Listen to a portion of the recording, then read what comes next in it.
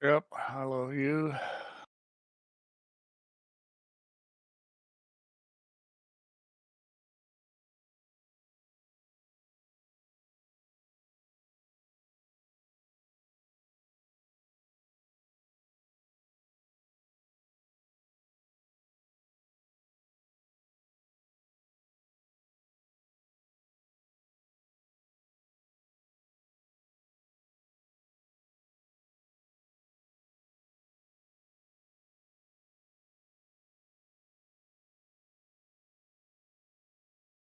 Yeah. It's Albanario's. This is a tough match for him. I mean, he's going to have to play really well, and I think uh, get some help from Nikk because he's definitely outmatched here. Yes, you're right, Dwight. I was muted. Apologies for that. It's just getting used to XSplit Gamecaster again instead of Broadcaster, but I'm okay now. Now, why are you switching back and forth here, Hugh? Switching back and forth to what? Between XSplit and Broadcaster. Because the guys were complaining that it was a bit choppy and the audio was a bit choppy. Now, remember what I said, I've had an update sent through from the guys at XSplit because of this problem I had with my macros not saving, and they looked at the log files. They've done a fix and they've sent the fix to me with a new version of XSplit. Now, when I had problems with audio before where you were getting crackling noises, it didn't correct itself till the next update came out, and that's what I might have to do. I might have to wait until that happens because I'm not tweaking about with XSplit Broadcaster. I'll go back. I've always got this to fall back on for the time being. Because it doesn't have anything else other than the chat on the screen and the little doodle thing that I can use. So there's a lot less resources getting eaten up. And we'll see if that keeps the guys happy who are watching. They'll soon let us know. Right, the room should be up. In fact, we're rattling away here. They're not underway because there's only one in the room. Yeah, well, if you're BrainFelloOut, you got nothing to lose here and fire away. If you're Nikk, or you're a heavy favorite, if you're Nikk, what you want to do is play like you're playing Albin or Cobra or semi-pro or Bedhead or whoever, where you want to play this match as clean and mistake-free as possible and keep with the good habits. I mean, we see this over and over again where guys that are big favorites just screw around, and it's not the thing to do. That's the thing. I mean, it doesn't matter who you play the same way. You don't treat the guy with any sort of disrespect, thinking you're going to get away with it, because you might end up looking a numpty at the end of it. We've got Nikk on the right hand side, BrainFelloOut on the left. Lag for the break, race to 13, of course. And welcome back, everybody. Yeah, I've had people complain to me that, where I lock them up and play safe, and, they're like, you're going to win this match anyways. Why are you doing that? I'm making sure I'm going to win the match. That's why I'm doing it. That's not what I say. I say, well, do you want me to disrespect you and play against you like you're a poor player, or do you want me to play like you're a good player? Yeah. And they don't usually say anything after that. Yeah. All right, well, BrainFelloOut needs to start this match off the right way with a run out. Nikk broke dry and pretty much a sellout break here. Well, maybe not quite. Let's have a look at the 5-ball. Yeah, it's not that much of a sellout yet. The 5-ball's a problem. Well, the way you play this is you play the 4-7 combo. That's the simple way to do it. Well, Bedhead, what can we say? Stubb ended up, as usual, getting really lucky in that final rack, getting you in a hell of a hook. And you didn't come out of it smelling of roses. Well, that's the thing about players who do that, is they're going to get lucky when they slam around, but they're also going to get unlucky. Yeah. Well, he's got himself a little funny here. This is really not where you want to be. And that's not what you want to do either. Yeah, the BrainFelloOut is, he's got to keep errors down to a minimum, but as I say, I've seen enough of them in this tournament now to know that that's probably not going to happen. Nick's sitting good here. You just slide this behind the 6 over to the rail, leave yourself a little angle on the 4, then you can slide right over and bump the 7 and shoot the 5. So he's going the other way, which I don't like. I would definitely just shoot this in the corner towards where the 9 ball is. I don't like this at all. And the reason why I don't like this is now you just saw it. See, he was guaranteed coming off, getting a good angle on the 4, and now he's a little straight and he's stuck to the rail. I mean, you can still do it, but the other way was like guaranteed position, and it wasn't really any more difficult a shot going in the other corner. He's going to go ahead and play the combo, or maybe he thinks this goes by. No, it doesn't. No. Yeah. Well, not a bad change in strategy given where he was. Well, he's got to cut this right out there to make the hit. And again, not a problem. Yeah, that was he's got his ways of dealing with problems, and he's not normally failed an awful lot when he's done it. I mean, give him that credit. Well, he went about it his way and got it done. He's a good player. It's just, it all comes down to percentages. If it said, okay, well, he played it that way and he wins this game 92% of the time, and he plays the other way and he wins at 94%. You say, well, there's no difference. Well, there is a difference. It's 2%, and that can make the difference in the match. Well, this is awkward. Yeah, there you go. BrainFelloOut has been given his chance. I mean, the thing about pool is every single shot is a chance to screw up. If you're 90% on every single shot, that sounds great, 90%. Heck, any sport in the world, you're 90%. You're great. You're baseball, football, whatever it is. If you're 90%, you're wonderful. Not in pool. If you're 90%, you're losing. Because if you have to make 9 balls, it's 90% times 90% times 90% times 90%. It ends up being, chances you're going to run out are pretty low. Well, you play this and miss the 9. That's the rule here. Yeah, the percentages are super important. You want to make your percentage for every shot as high as possible, or really your percentage to run out as high as possible. Well, so the error was made, and the error came down to the fact that Nikk finished on top of the 7 ball or whatever ball he was over. And that made it awkward to pot the 6, and BrainFelloOut has taken his opportunity. But he can't be waiting on opportunities all the time because he's not going to get many. That's the problem. But he's done what was asked of him there. Well, the problem BrainFelloOut has is he doesn't play good enough to run a bunch of racks, and that's probably what he's going to need to do. And then we've got the 6 and 9 sort of stuck together again. Let's have a look at them. Well, again, nothing needs to be done. 6 goes. That's that famous semi-pro position there.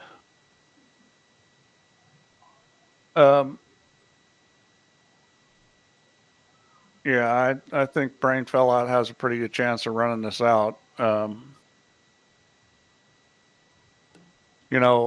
that 6 is, you could play it a lot of different ways. Obviously, it goes where you can just back up off the 4 and get on the 6 and shoot it. If you've got too much angle on the 4, you can bump the 9 into the 6. I don't like where he is in the 2. No, this isn't, you really wanted to have angle, and there goes a stub blast. Yeah. And that's just a very basic mistake, because he had a shot on the 1 where he could easily got an angle on the 2 ball, and he failed to do that. Yeah, you've got to know your limitations.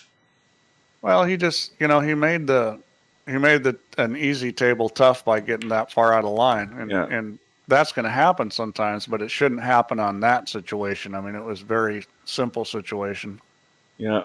And this is what I'm talking about, and I'll rant on and I'll rant on it all the time.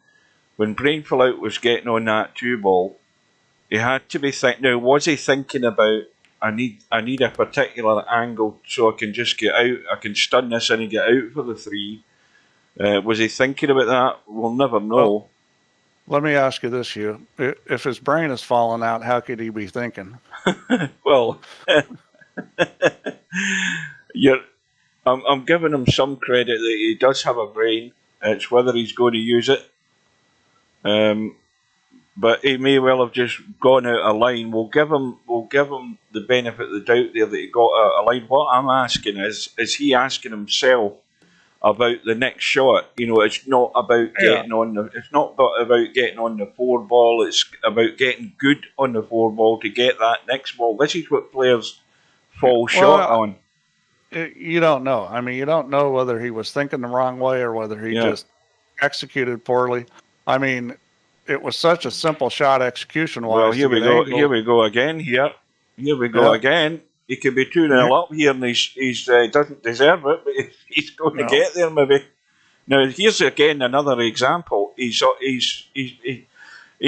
6 ball here. He wants to make sure that he's got some sort of angle on this 7, so he can bring the cue ball out one way or another. You know, you don't have to have a lot of angle where it is, because when it's right on the rail like that, he wants to get out to here so he can drop that into the side. This is actually a little funny angle. I'd actually rather be straighter or more angle than this angle. He's going to take the simple shot, which is not a bad idea there, because it guarantees he's on the 8. Now this is just dead weight roll into the side, into the far jaw of the pocket, and you're on the 9. There's nothing to think about other than focus totally in the pot. So 2 mistakes from Nikk have cost him 2 racks in the end. And whatever way you look at it, 2-0 in the scoreboard is still a good start, even though it's not necessarily 2 racks ran. But this is what BrainFelloOut has to do. It doesn't matter how ugly it gets. It could be ugly all night, as long as BrainFelloOut's pinching these racks when he's got the chance to do it. If he does that, he's still in the match. Let's see what he's got here. So 4 balls gone, and he's hooked. He can't see enough of the 9 to shoot at it, or 1 to shoot at the 9. He could jump this and shoot at it, although got to be a little careful about the side pocket. You could push out here.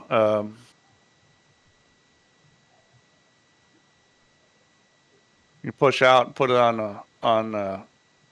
Well, the problem here is with the 9 ball there, you can't push out to this end of the table. He's going to go ahead and jump it. He's trying to make the ball in the side pocket, which is not a bad strategy. Hit it pretty good, just not good enough. Well, it's going to be a 5-9 combo soon enough. Now, again, he needs to make sure, he looks as if he's, is he coming round behind the 8, or is he going to straighten this up into the gap between the 6 and the 8? I think he's trying to straighten it. I would go behind it because it's more natural. And, you know, the thing is you want to shoot, you want to let the ball go more where it wants to go, yeah, if you can. I'm not saying that's always the play, because sometimes, you know, doing what he did is a better play. I thought that time he could have just let it go where it wanted to. Yeah, the only thing to be wary of is that, you know, going where the ball wanted to go that time would have been fine. It'd have been really crazy to end up behind the 8 ball, or whatever ball it is. Is that the 8? Yes, it is. I think he'll go forward here, and well, he wants you the know, just 5-9. leave it in the middle of the table here. Well, he's just going to roll it, and that's fine too. This angle isn't bad. Well, the 9's comfortably off the rail. This is good for going in every day of the week, this shot. Yeah, he's never missing that one. So he's off the mark. I could show you how to miss that one. Well, I know by the sound of my PC, because the fans aren't roaring, that my resources are very much under control using XSplit Gamecaster. Well, he didn't come up with a shot here. He's probably going to jump this. And, well, you know, ideally you'd run this back and bump the 3, but I think the way the cue ball is going forward off of this, he's maybe going to be playing to the short side of the 3. Well, it's a good break apart for that. The 1, the 5 and 8 is gone. He's got that, and he's going to finish nice on the 3, and this is looking good. Right on the short side. The danger there was, of course, getting hooked by the 7, but he's fine.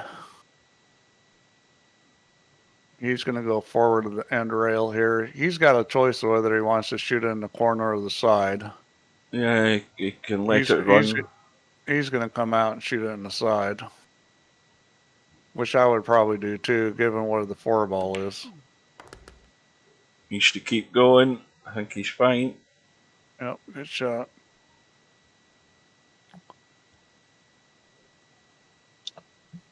But he's definitely, provided he comes through this match, he's definitely the danger player to not take any liberties with. I mean, the guys that Nikk can come up against in future matches in this tournament, there's none of them like that, probably apart from Stubb.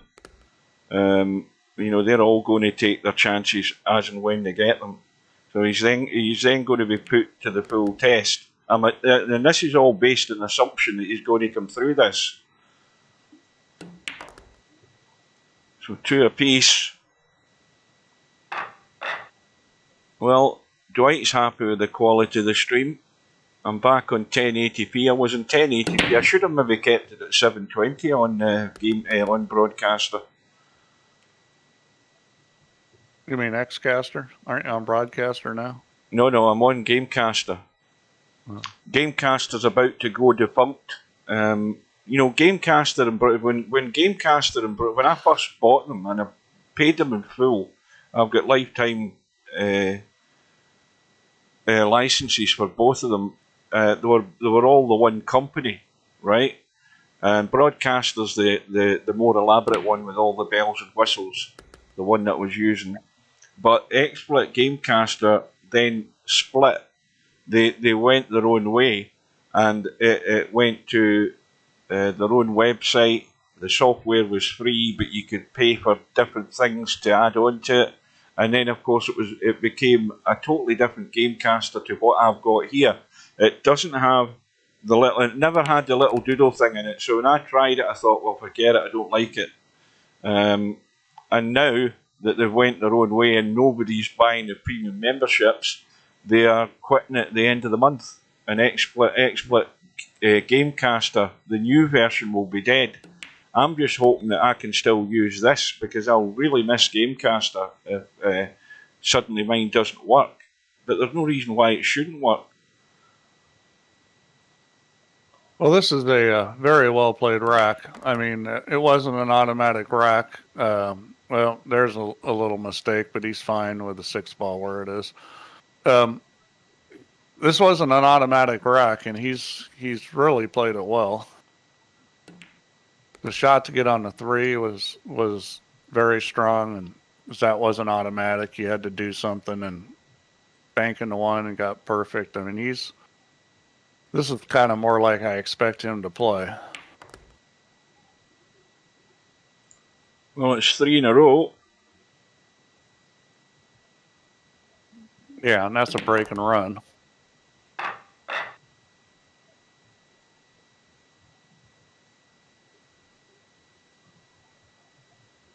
See if anything sticks next to the 9. No, it's opened well. The 1-ball was going and it got kicked, but 3-ball. But he doesn't have a shot. He does not have a shot.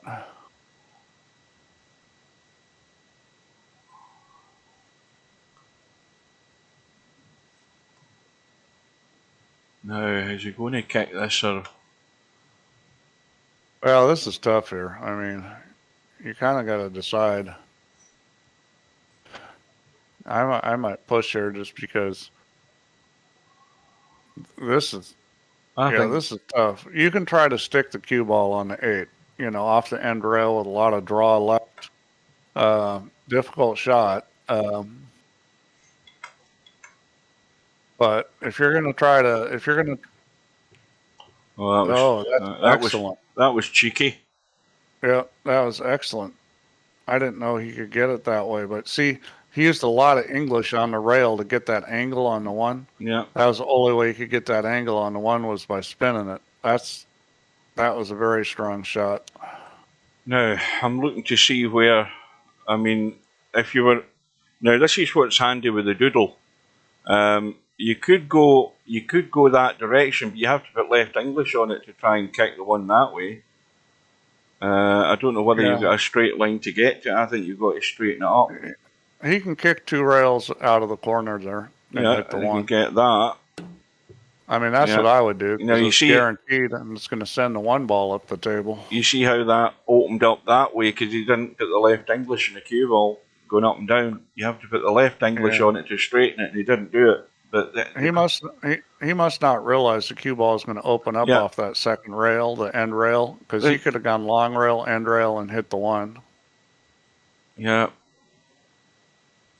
Now this table is again one of these where players at this level with the intention of staying in the tournament, you're running out. You're definitely running out here. No, this is a. Now, do you want to just drop this in and play the 4 long and stay inside the 4 so that the cue balls come out past the 6? He's got a choice here. He's gone straight though. That's not great. Yeah, it's not terrible though, because he can just roll this. It's easy to control the speed. These little things, the little things about, just maybe staying inside the ball to let the cue ball run out better. All of those little subtle things are what makes your position play that little bit better, or it's a little bit easier in the next ball.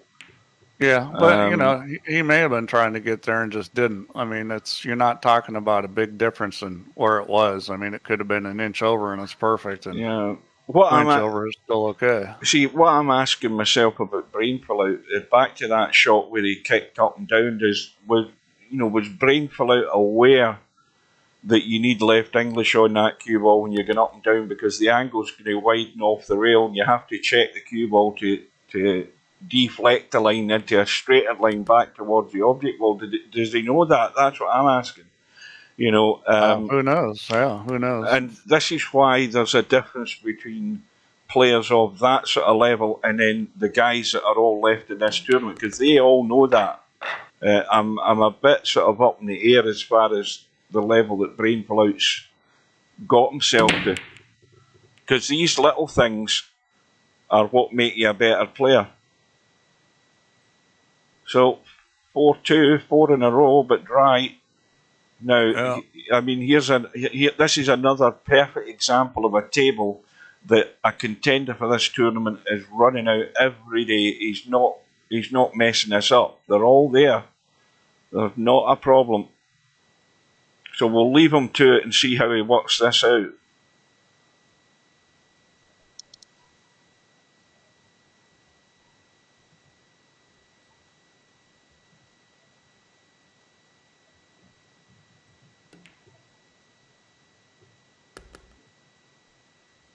Now again, he's immediately in trouble. He's hampered over the 6 a bit. And that 7 ball's sort of a bit annoying where it's sitting, because you'd want to maybe... you can drop this in dead weight, but you're running over towards the 7. Let's see, just dead weight and let it run into it. And now he's got that wee bit more of a cut. But again, the problem's the 8 ball.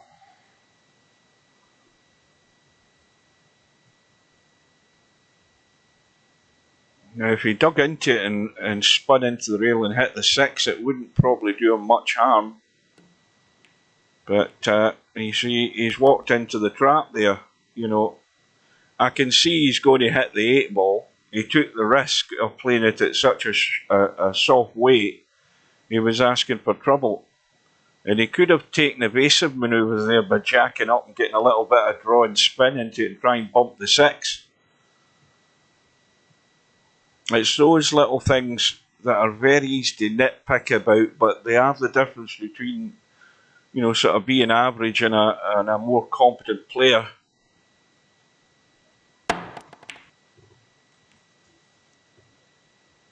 And now he needs this to finish horrible. I don't think it has, though.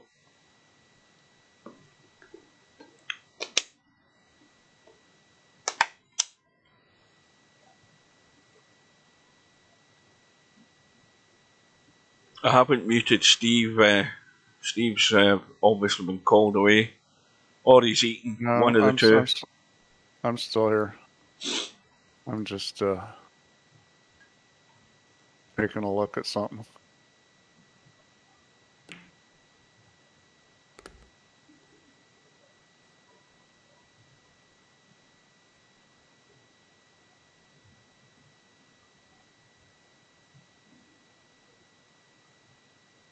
So it's going to be very likely 5 in a row.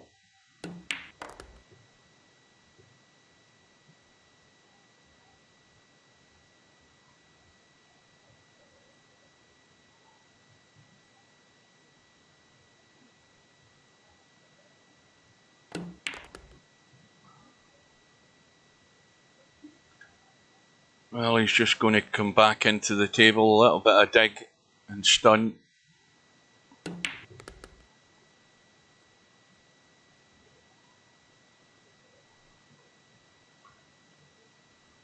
Welcome to Lard.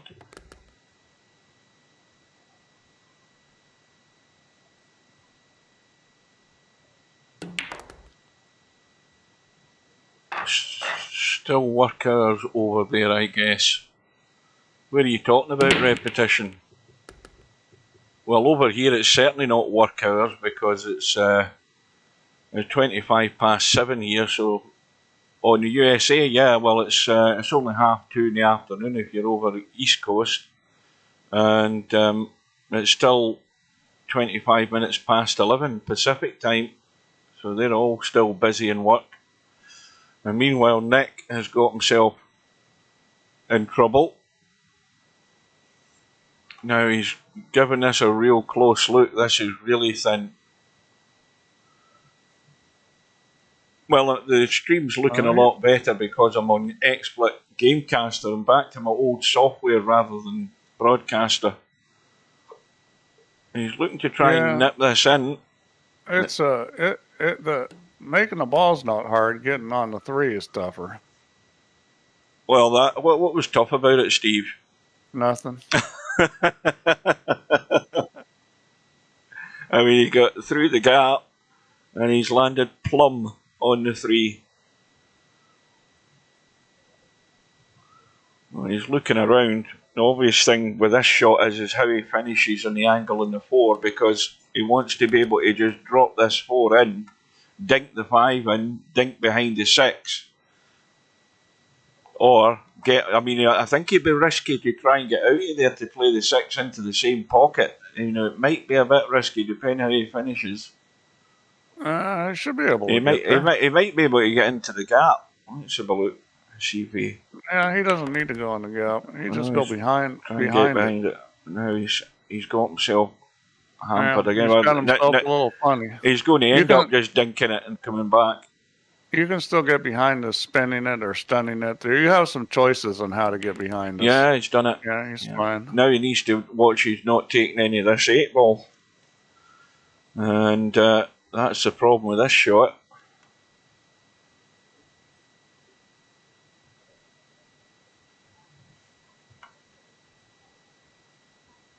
I think he's going to bank this. It looks as if he's now he's looking. He is banking it. Yep. Again, you see, there's an instance there where he knows he's going to be running into the 8 ball and something ugly could happen. He was plumb on a bank, so he played the bank so he could just stun up for the 7. Again, that's being aware of the situation and knowing where the cue ball's likely to end up, running into that 8 and taking it right out of the equation. And that's how the better players play better. It's a simple way to explain it. They know they read situations better, and then not only that, they're better at knowing how to deal with it. Not all the time, but they're going to get it right more often than they don't. And that's why it's 6 in a row. And he's been unlucky again. Ball in the break. 2 ball. Pretty much dead in the water now. Can he catch a scrape off that too? I mean, I can't see that. I mean, my eyes don't allow me to see the edge of that too, looking down the queue. But there is an edge there. He's got to trust his eyes. I would never trust my eyes on this. Is he lining up the jump? Yes, he's lining it. I thought he'd a jump stick there. No, well, clearly Nick's got the same problem I've got. He thought he could get to it, but he caught the 4. So now the big test for BrainFelloOut. He's been given a chance. He's not, as I said, he's not going to get many, but when he does get them, he has to find his way out. So 3 ball is in the open, but it's going to be tough to get onto this 4 ball, all dependent on how he finishes on the 3. Now, it wouldn't do him any harm if he was a little inside the 3 and then he could just stun it in and come across if he was brave enough to execute it, and that is perfect for playing that. He just has to watch. In fact, he'd be unlucky to scratch the side pocket. He'd be more likely to knock the 6 in. But that's a shot to play, get the stun working and come across. Now, at the moment, it looks as if he's running forward to rails here, and I would stun this in every day of the week. I'd be stunning across. You know, that's a sort of safe shot. And now, the big problem, you see, if he'd stunned across, he might have been over here and had an angle in the 4 to come that way. Now he's horrible. He's got to run the cue ball yards and yards to get anywhere near the 5. No, he can, if he hits this hard, he can get by the 7. Yeah, just like that. I was thinking more so to try and get down to the short side for the 5, but now he's left the combo. He's got no choice. And Yeah, he shouldn't be missing this. I mean, this is, you know, just ignore the 8 ball and pot the 5. That's basically it. You know, if you get the line and the 5 into the centre of the pocket, you're not missing the 8. So, he's done the best part yet. He's got the 4 balls to pot. And the one thing I would say is make sure he's off the rail when he pots this 6 ball. He doesn't want to be stuck to the rail. He wants to be able to get into the cue ball to get good in the 9. Yeah, you just need to get the ball out to the middle of the table without hooking yourself on the 9 ball. Now this is okay, but I would have rather brought it out more. You see, he's just leaving it there. You know, there's the problem I'm talking about. Now he's going to just roll in and leave the 9 long. This is all sort of it's a little bit of bailout and just making sure that he's got there.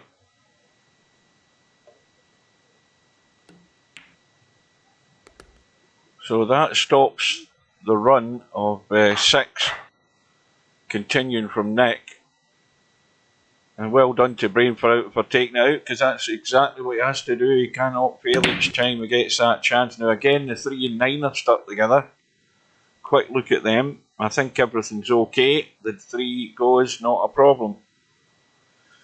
And 5 ball in the break, shot in the 1. Now this is where again you have to immediately think, how can I get over to that 3? So how do I have to leave myself in this 2?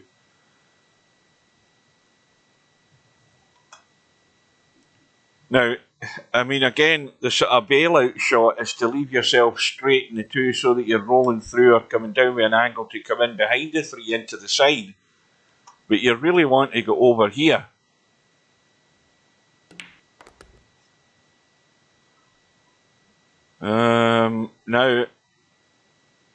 Now it's a choice. I don't know whether can he miss the 7 and come back up the table, because I think this is too straight. Is it too straight to work with? If he wants, he can run into the 9 ball here. But the problem is he's probably making a 3 if he does that. Yeah. You know, unless he hit.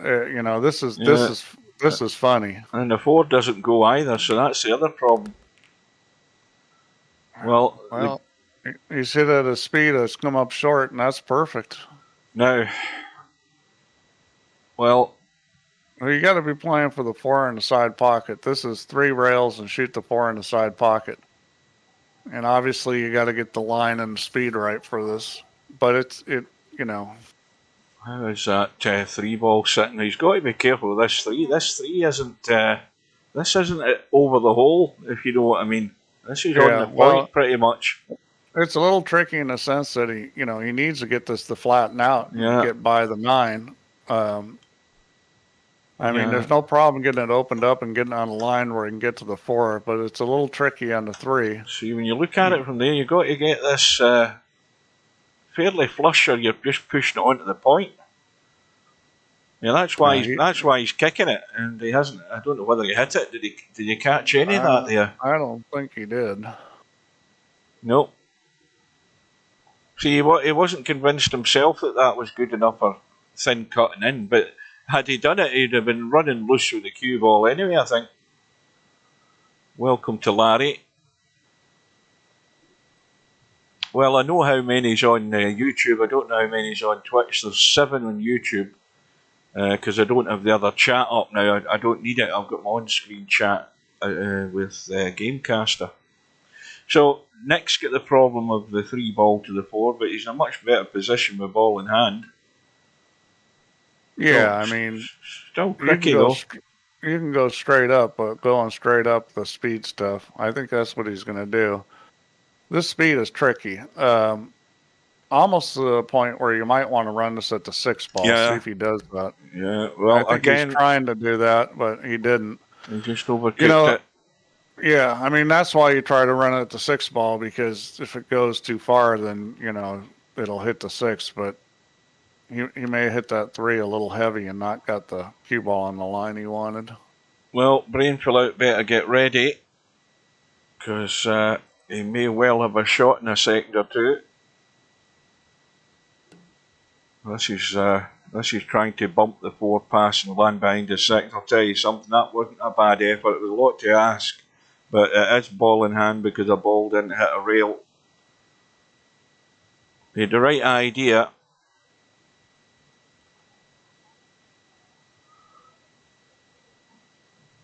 Just hit a new snooker high break. Oh, here, I can brag better than that. I've got a Pro Tour. I've got a Pro Tour, and I've got it on hard luck. What is it called again? Is it hard luck mode? I've got it in hard luck mode, me offline, and I'm playing. I think I'm in the 3rd season in the snooker, and I had a century break the other day there. And I don't play snooker now at all. But I had I think at the 108 break. I've got it on my. I can take a screenshot of it to prove it that I'm not making it up, because I've got it in the stats. It shows my high run. So that's an achievement for me. Oh dear. Well, that's the type of thing I've spoke about. You can't do that, BrainFelloOut, because bye to this rat. Yeah, bye to this match. That's a killer. A 2-game swing on that one. I mean, instead of 6-4 with BrainFelloOut breaking, it's going to be 7-3 with Nikk breaking. That hurts. Yeah, but I think you've said this, the fact that you want to watch how Nikk plays, but the big test is really yet to come. He's had a big test against semi-pro. He came up short in that match against semi-pro to end up over here, so, he's done well in his last couple of matches to come through, but from here on in, it's big time. If he comes through this match, there's far too many tough opposition he's going to have to beat. I think he's got as good a chance as anybody in that losers bracket. Well, he does. Yeah, he does, and that's why the guys that are watching who are still in this are wary of him. They're keeping an eye on him. Because it's it's not that he's they're looking in to see that he's getting handed racks here. They're looking to see how he does run a table, and to get the full idea that he's got a fair idea how to go about things to get the job done. This is a bit ugly. Yeah, let's see what he decides to do here.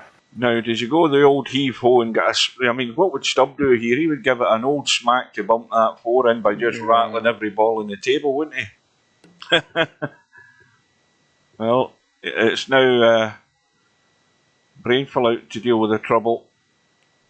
Now, let's have a look closely at this. How much of that one can he take? You can't really get away from it that way. And if he's going to go that way, he's only really got one ball to hide behind, so he's got to play a good shot. Is he going to play a bump onto the 5, 8, and hopefully get a chip off the 6 to knock the 4 in? I'm trying to see how much of this he's trying to take. Well, that's asking for trouble. That's not a good shot. For starters, it's an easy bank. Yeah. He's got almost the whole pocket here. Well, he's looking like he's going to play safe, and this isn't the. If he's going to play safe going this way, this is not so easy. Well, this is what I was thinking about BrainFelloOut trying to do something similar. I don't understand why he's not banking the 1. He's trying to duck behind the balls up top. He doesn't want to bump the 4 in. No, that's fatal. You know, that was always in the cards doing that. Yeah, you never want to run at a ball hung in a pocket. Well, so now he's going to be shooting a jump shot.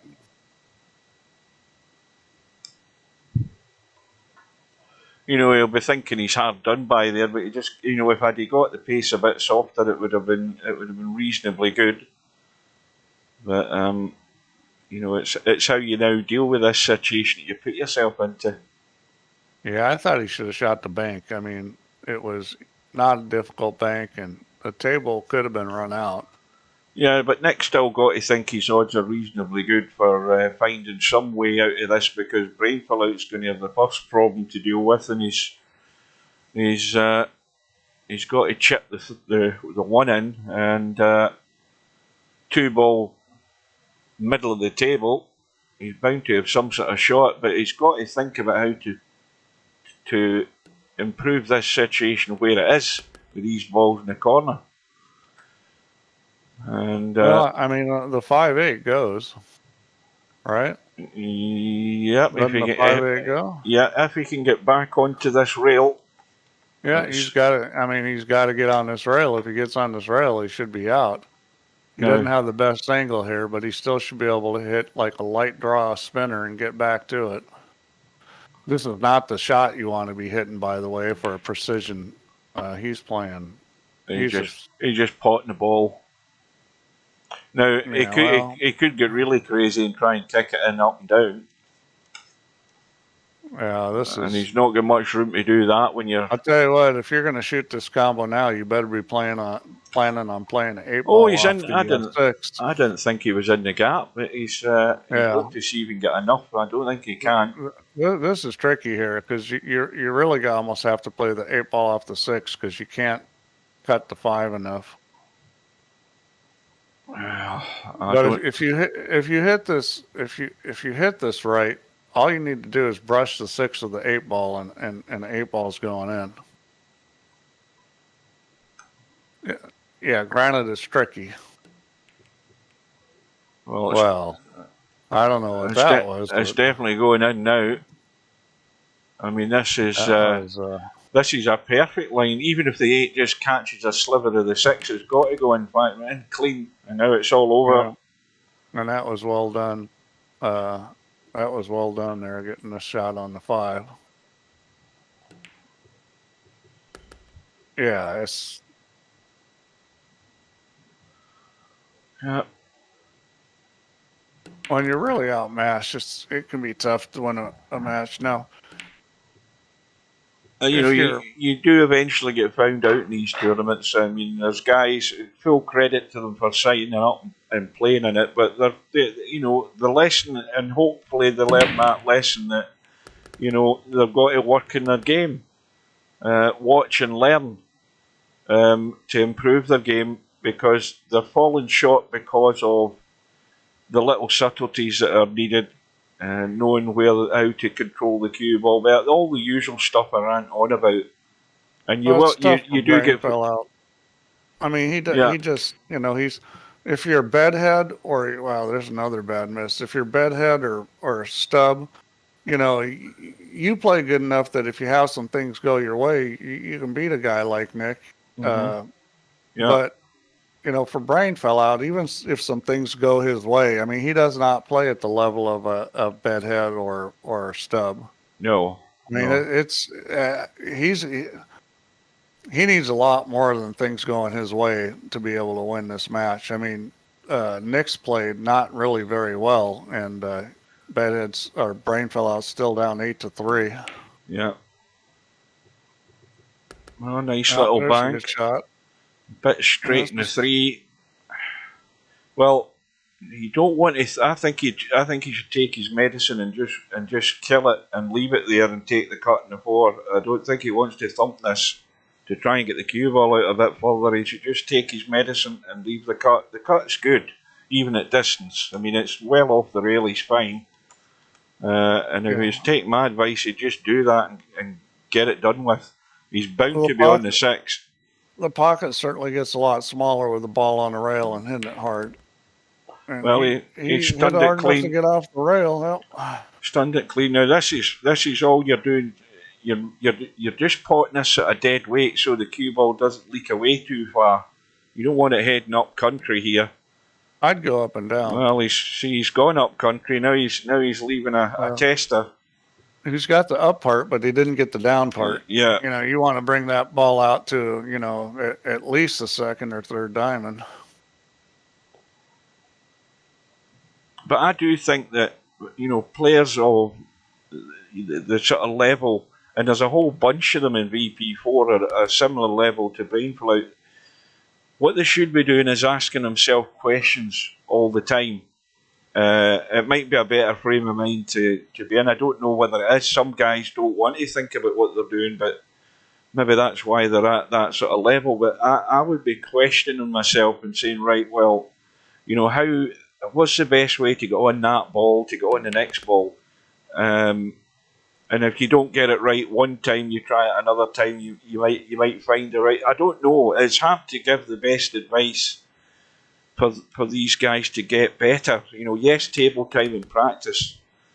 But well, you got to have a plan. I mean, you know, if you're happy with how you play and you're just happy playing these things, and you know you don't mind the losses, and then you know, fine. But if you want to get better and win, then you've got to have some plan. You've got to be honest with yourself about, you know, where are the weak parts of my game, and then you need to work on the weak parts. Strive to get better. Yeah. Practice can be very effective if you do it the right way. You know, but you've got to work on the stuff that you're not good at. And here's what's tough. You know, if you're like a Stub or somebody like that, he does a lot of things right. He needs to make better decisions.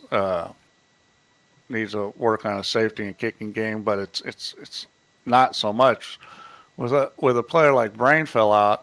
He needs to work on his patterns. He needs to work on his cue ball movement, you know, and all that other stuff. So there's a lot more to getting better. But the plus side of that is the more things wrong, the more room for improvement. But I think it's a lot harder to learn better pattern play and moving the cue ball than it is, you know, to learn about safeties and kicks. And the reason I'm saying that is because safeties and kicks, there's a lot of situations that come up that are similar, and you know, pattern play, it's a little bit more of a mystery, I think. He's too straight in this 2-ball. Yeah. Yeah, and that's not where you want to be. Now he's got a nice little safe here if he wants it. I mean, and he can get it on the 9-ball if he hits this right. He's got the 5 and 8, but the 9 ball is where you really want to go. He looks like he's going to bank this.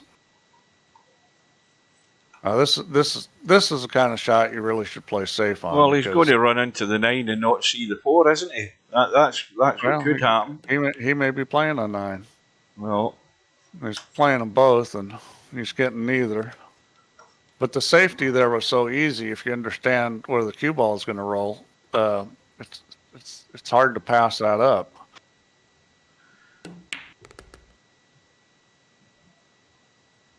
Well, I think he wants to come back a couple inches. He could roll forward and do it. He's just come back a couple of inches. That's perfect.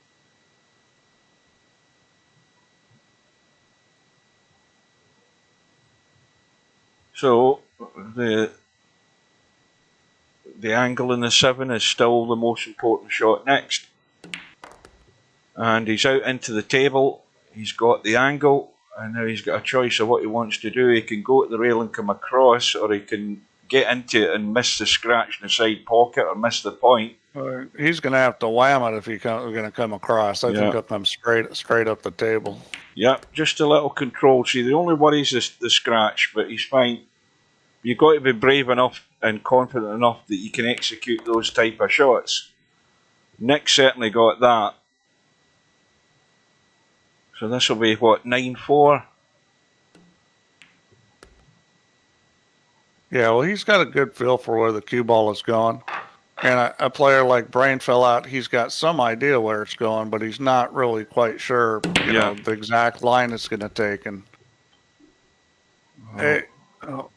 it's hard to play precision when you're not quite sure of the line it's going to take.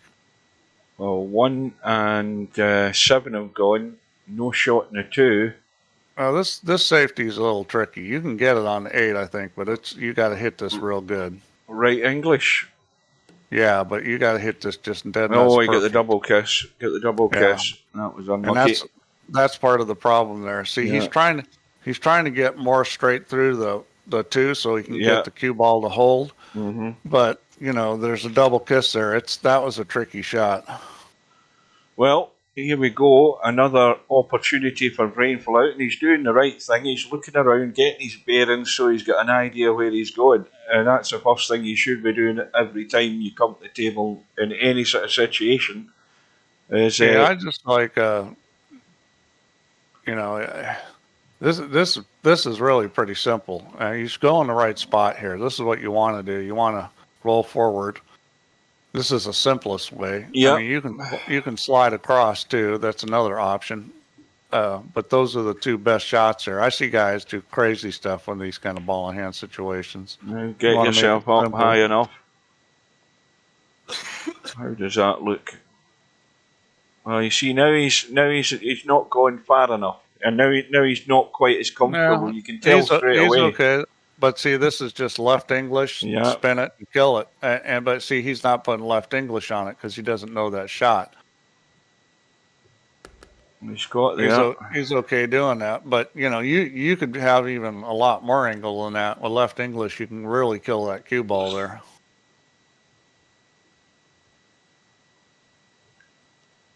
Now, again, there's more people have joined the stream. I presume those that have joined the stream are happy that everything's looking a lot better than what it was earlier on. I would have never taken that line because he was close to putting himself on the 6. Yeah. He didn't have to come to the side rail. He could have come straight up and down the table. And that's the time when you don't want to take the natural path, when it's bringing you close to the ball that can hook you. Right, you've got to get top side of the 6, and that'll do it. Yeah, with the 6s, he's good just about almost about anywhere. Well, I would just draw this because I mean you don't have to do anything fancy. You just draw it straight back. Yeah, play the sort of stunt. I probably would go forward on that just because it's more reliable.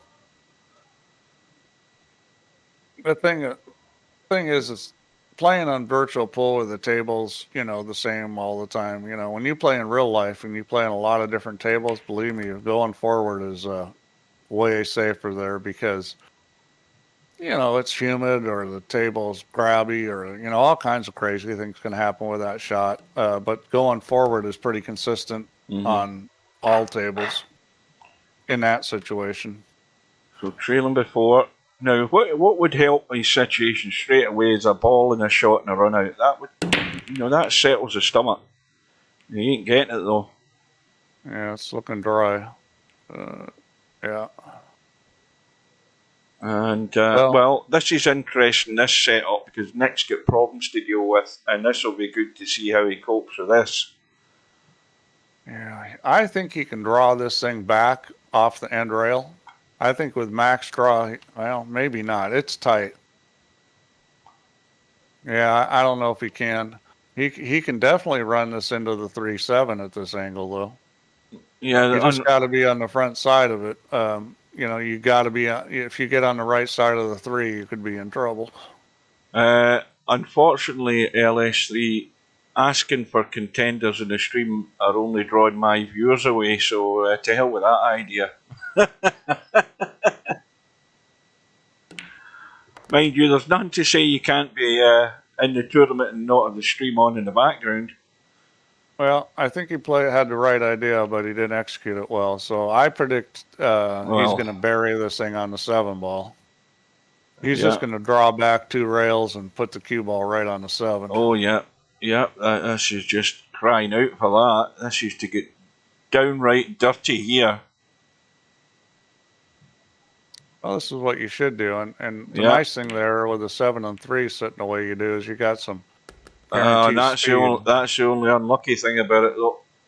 Yeah, he might be able to cut this 3 ball into the 8. Oh, that'll be some shot. Like. I think he's got a shot here. If he can get enough of the 3 ball, he might be a little too thin on it to get to the 8 ball. Maybe make the 6. I thought for a minute. I thought for a minute that he's trying to. I don't know whether he's looking at kicking. He's kicking at it. Yeah, but the 7 ball's not going to let the cue ball get away from there. Now, well, this is a little scrape off the edge of the 3. You might bump the 8, but you've got to leave the cue ball on the rail and have him in trouble. Yeah, you would think that that's what he would play. I mean, I think that is a pretty obvious shot. I mean, it's hard to hit this too wrong because if you hit a little thick, the 3 ball's still hitting a 6 and stopping there. That's the right idea. Just like that. So now it's a little tactical battle. Now, Nikk, he can hit this 2 rails hitting close to the corner pocket. He's going to have to put some left English on it to get the ball opened up enough. I think he's trying to hit it direct so that he doesn't bump the 6 and the 8. I think his idea is not to be moving them. Yeah, if you're going to kick at this, you want to hit it easy, just like that. And that's a good shot. Perfect. Perfect. It was. That shot comes up actually quite a bit in pool where you play that soft kick at it. But see that even to play that shot there again, I'm going to rant on about it. You have to have your mouse dialed in and be confident when you stroke that shot that you're getting that weight of shot and it's reliable. So the priority is the mouse dialed in. This is tough because the 6 ball. It's tough to make the 6 ball. I might just bump this 3 and then see what he does. The problem with the bumping the 3 is you may leave a shot. Well, he was able to make it. Nice shot. And then that was well done. Now the problems. I'll tell you what, that wasn't an easy shot. It looked simple the way he shot it, but there was you had to hit that the right way. Let me get my doodle out and see if I can find a line here. Something like that. Something like that. I mean, there's a path there, and he's got it on it, but he didn't hit it. Yeah, got to hit it. Got to hit it a lot harder than that. Yeah, he was perfect if he hit it. Now he's got to be brave. He's got to get this cut in and let the cue ball run up and down the table and open it up in the gap, the 8 and 9. That's a shot. And the way you have to shoot this is you should come back 1, 2, 3 rails. And the reason why you go to the 3rd rail is because of the 9 ball is there. If you're short, you're hooked. So I would go 3 rails here. You know, he's going my method, but he hasn't made the 4, and he would have had the shot in the 5. I was saying your method, the gap between the 8 and 9, but going 3 rails to get to it, I thought was more reliable. Well, maybe it was, but you've got to get the ball in the hole first. Yeah, it's a moot point when you can't make the ball. I think he's not going to do a lot here. Just get it off the rail a few inches. Yeah. This is stun it out. Yeah. Now, see this? I would stun this in just to get the cue ball to the rail and come out. because I just don't want it nailed to the rail. I'll spin it like that, and whatever way it does it, it works. It gets you out of the corner. You don't want to be just stuck straight on the rail. I mean, if you can stop it, it would have been fine. But if it's going to slide to the side rail, it's better to go forward. Now, just while he's finishing this rack, I'll have a quick look again to remind myself of what's happening here. Yeah, so the winner goes through of this match to play the winner of Albi and Bankster. I'm just reminding myself. So 10 racks to 5, 3 away. And then there'll be the next big step up, more than likely, for Nikk in that next round, provided Albinario comes through against Bankster. In actual fact, I think if I'm going to compare BrainFelloOut with Bankster, I think Bankster's got the slight edge, and he might cause Albinario the odd problem. I don't think that's quite a gimme match, that match between Albi and Bankster, but Albi's going to go into it strong favourite. But like you said, Steve, if Albi goes into that match thinking, right, well, I've got this one, that's the first big mistake he's going to make, because he's got to play the table, play it the right way. If he starts getting loose and careless, Bankster's more than good enough to be pinching racks off him. Well, Albin hasn't really played that well this tournament, so Yeah. and I'm sure he knows that. So he's probably gonna be trying to bring something and get a good match in. He needs to at this point because he's probably gonna. Who's he playing next? Nikk? Is it Nikk that he's gonna end up playing? Well, if everything goes according to plan and according to what we all believe, that's how it would be. So you want to go into that match feeling good about your game. He needs to have a good match against Bankster. Well, you've got to bear in mind how Albinario got here. That last match with Matt, he literally fell over the line with that final rack decider, and Matt coming back from 3 racks behind and then having a total and unmitigated disaster on the break, the scratch, and then the 1-9 combo. Albi didn't exactly come through with flying colours in that match. Yeah, exactly. He could have lost it, and he lost the one to who did he end up losing to? Was that not? Who the hell was it? Now that you mention it, who did he lose to? He lost to Bedhead. Well, Bedhead beat him by 5 racks. Yeah, and Bedhead's playing good. He played solid in that match. He's definitely the underdog against Albin. So I'd say that Albin hasn't played a very good tournament for up to his standards at this point. He needs to get going on Bankster. Well, Nick's got to watch the cue ball here.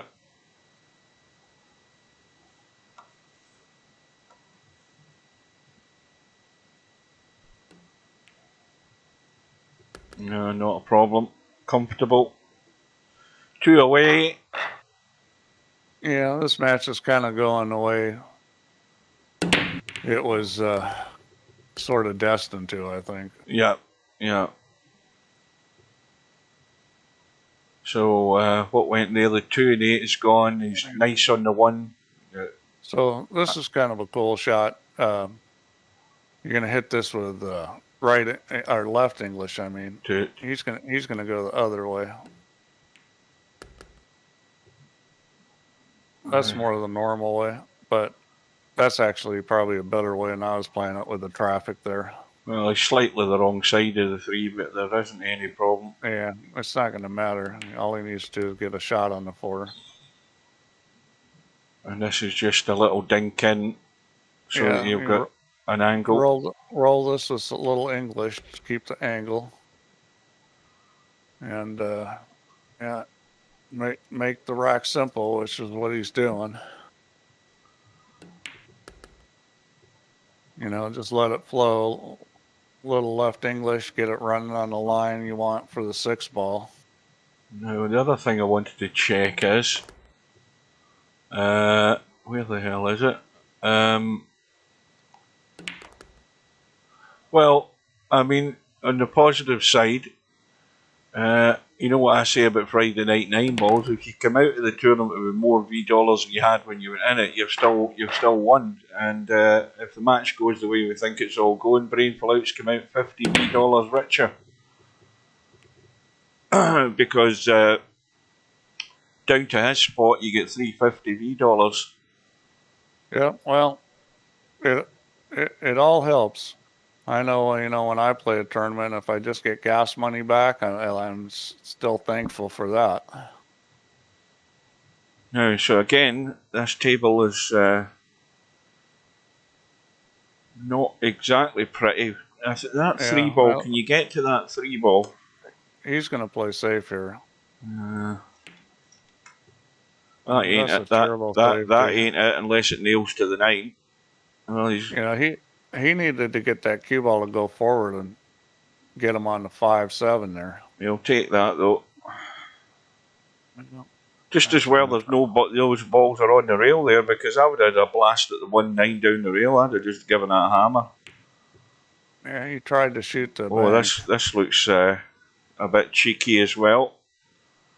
That's a good result.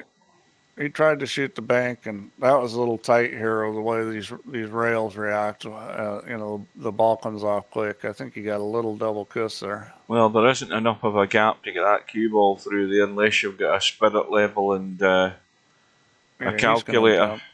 He's jumping this. Well, he's never jumped that at that distance. You don't think so? No. I mean, it's a big target to hit the one. I mean, the angle's there off the rail to get to that one. I mean, I think he's going to have to banana it slightly to get to it off the rail. Something like that, or even if he goes short like that. I mean, he's. You're talking about trying to kick this in. He needs to put a little banana on it. I don't think he can go just straight. Yeah, and he realizes that. Oh, it's going this way. A lot of banana. That seems like too much banana. Well, this will be some shot if he gets past the 5. Yeah, I don't think he needs this much banana. Of course, he's aiming at the side pocket right now. I mean, he's looking for a big curve. Oh, that was almost good. Yeah. That was almost good. Yeah, usually in those kind of shots, it's better to try to minimize how much curve you're playing, just because it makes it easier. I'm looking at this 3. You know, if you were playing the 3 ball there, it's potting. The 3 ball goes. Yeah, the 3 shouldn't be a problem. It goes. I mean, the tricky part here is where you're going to play the 2. Well, you can't see the 1. Yeah, I'm assuming he's going to shoot a jump shot. Oh, no, he's kicking at it. Okay. And that's not a terrible shot, but, you know, if he had cover there, then it's an even better shot. Well, that 8 ball's taken a bit of the pocket, not an awful lot of it, but I think the bank is on. Oh yeah, I mean this is every day of the week. But the 2 ball is a little more of an issue here because it's got a lot more pocket blocked. Well, it took a bit of the 8 and it went in. Okay, and he's got the cue ball across and got a shot on the 2, and he's got a pretty easy shape on the 3. He could almost just dink this, or he could run to the end rail. And I'm looking at the angle he's got in the 2, just to roll it in dead weight and sort of run out to here. I'd much rather be down there though. I'd much prefer to be down past the 5 and 7. Yeah, well, there's nothing wrong with hitting it. Oh, and he's trying to break it out. See, now again, you know, he's trying to move a ball he doesn't need to move. Trying to fix something that ain't broke. This is another thing, you know, players make that move when they don't necessarily have to. Why didn't you look at the option of leaving that sort of cut? Now he's not running out. Well, he should be spinning this with a bit of right to come in behind the 5 and 7 and just tuck that along the rail. Yeah. And that'll do it. Although I think he's set up a kick he combo. left it dead. Absolutely stone dead. Yeah, that's hard to miss. All you got to do is get a piece of that 3 ball. Now, one thing is, if you play this off the second rail first, which he didn't, if you play the second rail first, the 3 ball sits there and the cue ball comes up table, and you're not going to be good. He played it straight into it, which is what he needed to do. Well, the match is there for him now. I think if this 3 ball goes in and he gets on the 5. This is a little tricky here. Yeah, it's not easy. Yeah, I mean, this is not that easy a situation to get on this 5 ball. You can try to force it forward and try to go behind and shoot the 5 up corner or in the side pocket. You could just try to roll this dead weight and you'll get a pretty healthy cut on the 5. He just wants to get up past the 7 and see the 5 one way or another. Yep. And well, again, he's come up smelling the roses with that one. It's rattled twice and stayed behind the 5. He's going to get another go in a second or two to take this, or to get this match done.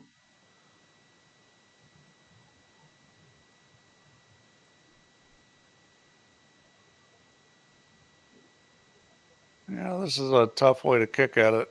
He's going to have to put on the end rail if he's going to go this way. You know, you can get safe here on the 5 if you hit this really good. I kind of doubt he's going to hit it that good.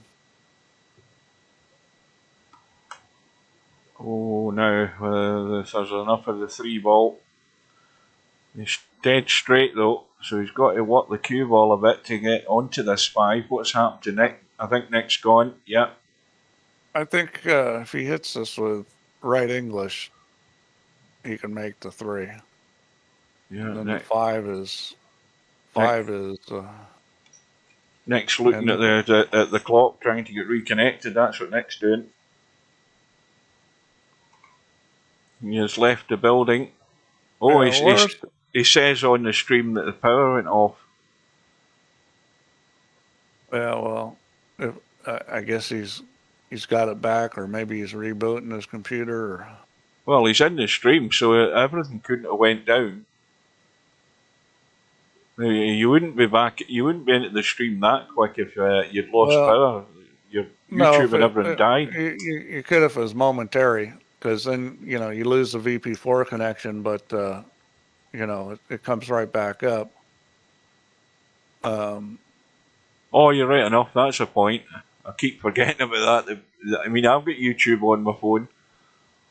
Yeah, it could be on the phone. The power could have been back right away, in which case we should see him pretty soon. Might be rebooting his computer, or he might be hosed. So it's hard to say. In fact, now that you've said that, I'm going to go onto YouTube on my phone. See if I can type in the chat. I don't think I've ever been on YouTube on my phone and actually on a live stream. Let's have a look.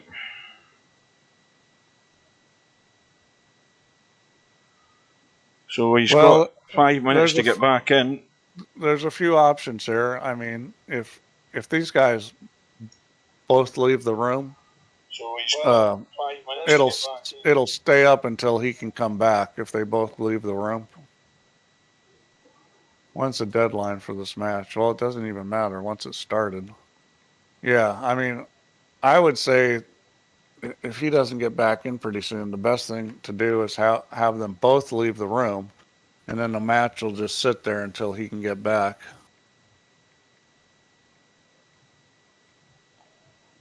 I'm just typing something. I can't talk and type at the same time. I can't multitask.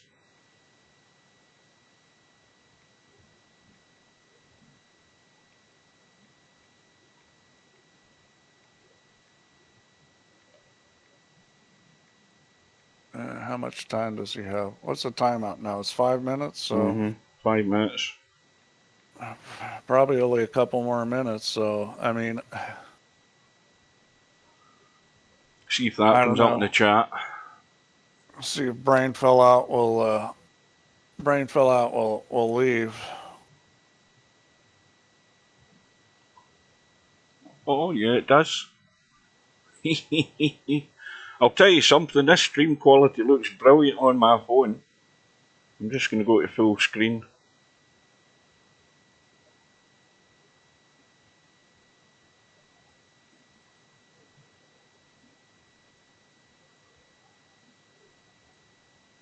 All right, I just said something in the room. All we have to do is get BrainFelloOut to leave the room, and then we're good because the room will stay there.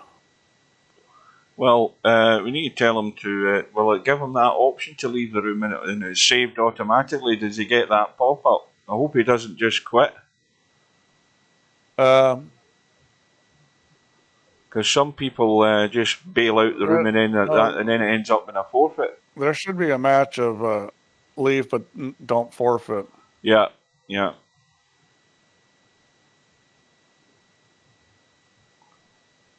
Well, he hasn't left the room yet. Yeah, he's gone. Yeah. All right. So.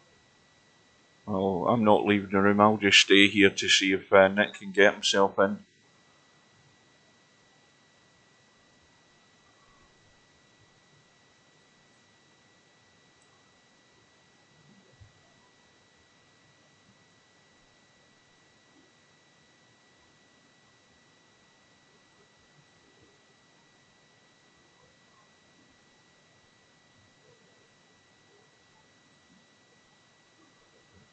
Well, just try and get yourself into the room ASAP, Nikk. BrainFelloOut has left the room, and the match is timed out. Well, BrainFelloOut's in the chat. Yeah, the match is timed out. It's a forfeit. Why did it do that? It's not supposed to do that. What? Not sure what the heck happened there. It wasn't supposed to do that. Because Nikk wasn't there, right? Nikk, you didn't go back in the room, did you? No, he's not in the room, no. I don't get that. Well, because this room will just die now when I hit OK. There you go. Okay. Well, let's see. What can I do? Is there something I can do to get this room back? No. I'm thinking.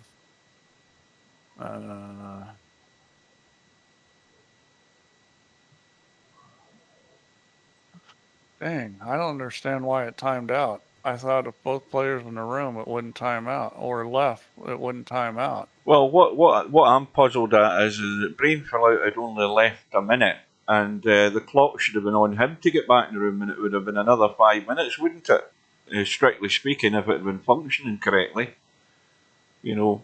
I don't get what happened. All right. Yeah, I think that's what we have to do, BrainFelloOut, is put it in the match room and let's see, whose shot was it? Was it yours or Nick's? I haven't a clue now. It was Nick's. He had that shot where, you know, it was tight on the 3-ball. Yeah, you could just at that point just say that that game, just scratch it, because he might have made it, he might not have. It wasn't guaranteed, but it was certainly doable. We could just say start with that score. And well, see, before we start anything, Nick's not in VP4 yet, as far as I can see. Well, I understand that. I mean, who knows when he's coming back? If he lost power, you know, it could be quick, or it could be a long time. We don't know how long it's going to take him to get his power back. That's the only problem here. I mean, it doesn't have to be finished today. But I can certainly change the score anytime up to the deadline. So we've got time. I don't understand why that thing timed out. It's not supposed to do that. Hang on a minute, BrainFelloOut, if you're listening. It's where the hell is it? It's a 60-second shot clock with a 30-second extension. It's hard times, the tournament table with narrow pockets.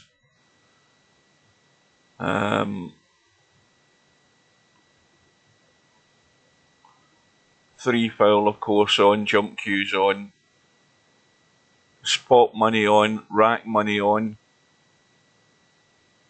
and break box on. That you'll have to do, I think, in the advanced. Is it the advanced settings, that Steve, the break box thing? I can't remember. Yeah, it's in the off the game where you set the game. There's an advanced button, Right. break box in there. Now, in order to set the advanced setting, you have to have the players in the game to start with. BrainFelloOut. You must, once Nikk arrives, you must put both of yourselves on the right-hand side of the screen before you get into the advanced option.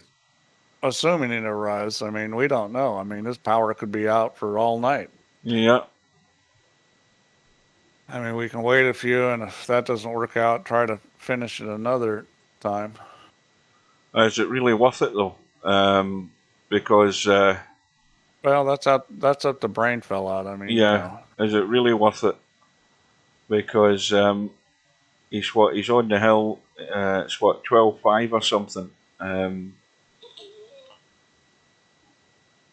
Yeah, it was 12-5. Yeah. So yeah, I mean, you guys just need to find a time when you can do it. I mean, I'm looking you to see decide how long you want to wait tonight. Where's the where are we? There we are. So the deadline for this is March the 26th. You've got another 4 days to get this done and finished. So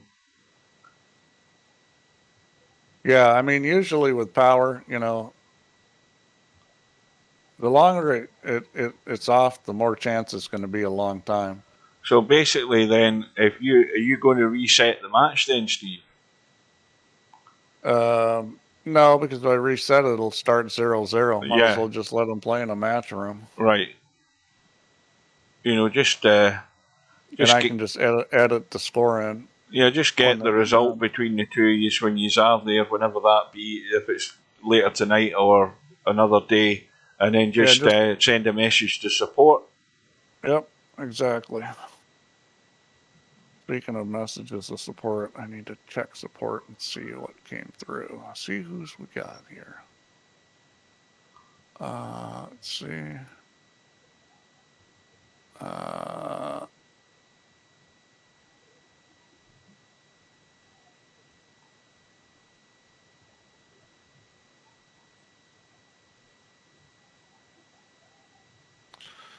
Yeah, I've got a player who's having trouble registering because he couldn't write the @ sign on the registration page. And I've heard people tell me this before. The registration page? Yeah, and I can't remember what the issue was. That's a weird one. What, the shift, left shift in the @ button, and the @ button's not working. Yeah, and I think it has something to do with, I don't know if it's a locale problem or a keyboard problem or what the issue is. Where's the guy? I've seen this happen before, but it hasn't happened forever. Where does he say he comes from? Why doesn't he just go onto Google and get a text, or get into his text thing, copy it, and then just paste the @ thing in? Why doesn't he just do that? He's bound to be able to copy and paste. He'll be doing it in the external browser, not the internal, I would assume. So that's a quick way of fixing that. I would have the guy sorted out in 2 minutes, Steve. Send him to me, I'll deal with him. Well, it's an existing player. He doesn't want to play his account. He wants to create a new one, and I'm asking him why not. If he doesn't like maybe it's I don't like my name or something. Well, we can fix that. Yeah. I just don't, you know. So all he said is he wants to create a new account and he can't do it because of the @ button thing. Then you said you want to change. You need to find out whether he needs to change his name. He wants to do it. Just open up his name, save him the trouble. It's Yavuz 24. I think it's one of the Turks. Never heard of him. Let's see here. See, these guys probably don't know that they can have their name, opened up to change it. They won't know that. It could be something as simple as that. It's one of the Turks. And when I search for Yavuz, his name's Yavuz 24. When I search for that, I get Yavuzer 24, Yavuz TR 24, which looks like, I mean, he's already created 3 accounts. Now he's saying he's having problems creating another one. Right, how's he spelt the Yahoo? Is it Y-A-V-U? Y-A-V-U-Z. If you search for Yavuos, you'll see a bunch of Yavuses. Yeah, so this is a guy who has 3 player gratis accounts. And he's got... Yeah, and obviously he figured it out because he just made a new player account, 322. Right, so he's making Celerus buckets of money because he's registering and paying money because he doesn't know what he's doing. I don't get it. That's exactly it. I mean, I need to know whether he's got reasonable English or not. And if I see him, I'll get a hold of him, try and find out what he really wants to do.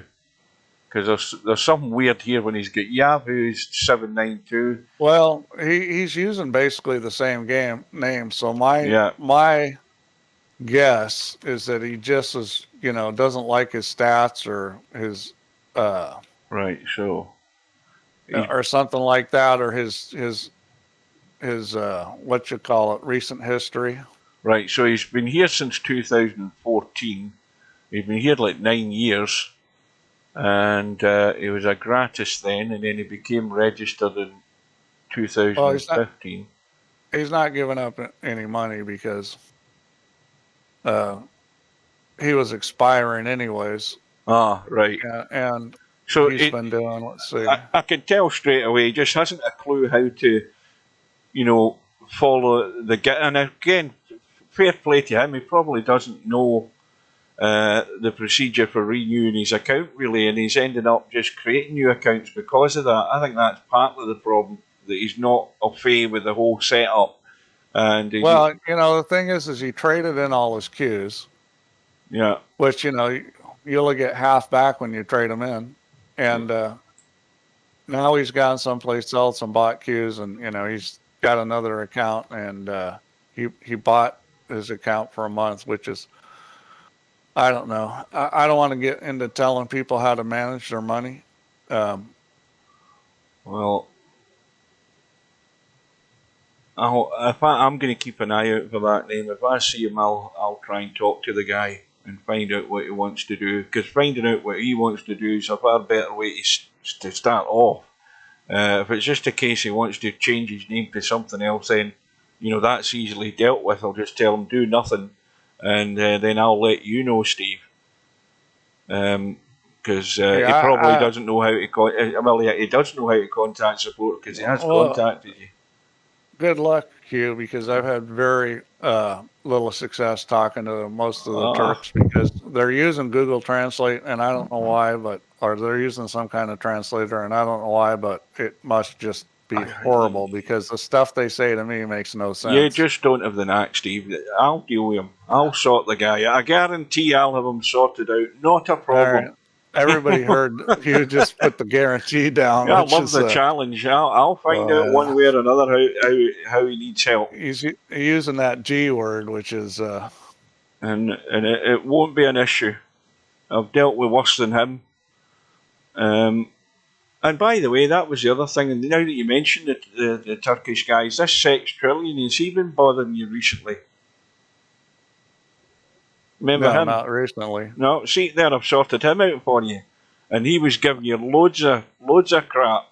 Do you hear anything from him now? How did you sort that out? Or are you just taking credit for it?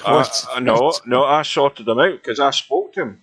I found out what his problem was and got it dealt with. Proper clean install. Everything's hunky-dory, the guy's happy, he's not bothering you, and it's totally free and gratis, Steve. Don't you worry about it. Oh, man. Right, where are we standing here? What's going on? Is Nikk still dead and buried as far as power goes? Because I don't see any arrival in the lobby, so I think we should call it quits. Let the two guys deal with it, and I'll go and get a coffee, and Steve can... find out why the tournament system did what it did. And I think I'd rather take a nap, Hugh. Go and sleep on it. Right, guys. Well, we're hoping to get the result. We'll get it soon enough. Good luck to BrainFelloOut on the comeback trail, because that's always a possibility. It's a slim possibility. Oh, what's Nikk saying? Nikk said something there. He said, hopefully I'll be able to finish later today. Yeah, well, I'll keep an eye out, but just a message support, guys. Just use the support tab. Type in the little window super, looking for super admin, and send a message to him just to give him the score and confirm Don't it. send it to super admin. Send it to support. Send it to support. It'll come up in the tab as support, and then Steve will deal with it. Right, I'm heading out. Thanks to Steve for joining us. Thanks guys, for being patient, being with us. I'm glad the stream was a bit better for you, and we will see you again soon. And it is good night. No music now. It's just straight out the door.